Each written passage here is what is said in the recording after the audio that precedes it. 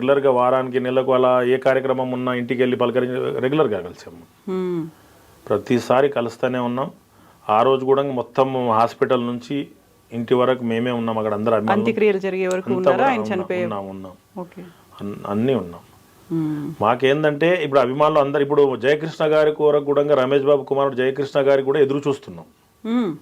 అది ఇప్పుడు ఎలా అయిపోయిందంటే మా లైఫ్ అంతా ఘట్టమనేని ఫ్యామిలీ హీరో తప్పకుండా ఆదరిస్తాం.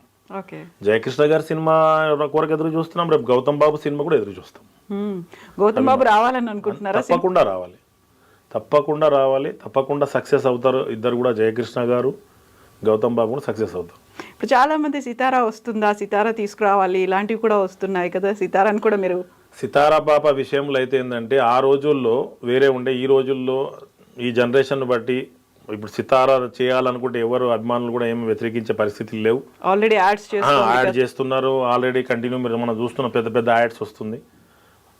చాలా బాగా చేస్తుంది సితారా. దాని విషయంలో మీ అందరికి తెలుసు. రావచ్చు, త్వరలో రావచ్చు. ఆమె కూడా ఇంకా టైం ఉంది కాబట్టి. ఆ రోజుల్లో అంటే కృష్ణ గారి అమ్మాయి రావద్దని ఫ్యాన్స్ ఎలా అలా జరిగిందని మీ అందరికి తెలిసిన విషయమే. కానీ ఆ టైం వేరే, ఈ టైం వేరే. ఇప్పుడు ఎందుకంటే అభిప్రాయాలు టైం అనేది మారిపోతుంటాయి. స్వాగతించవలసింది జనరేషన్ మారుతుంది కాబట్టి స్వాగతించవలసిందే. స్వాగతిస్తాం, అట్లా ఏం లేదు.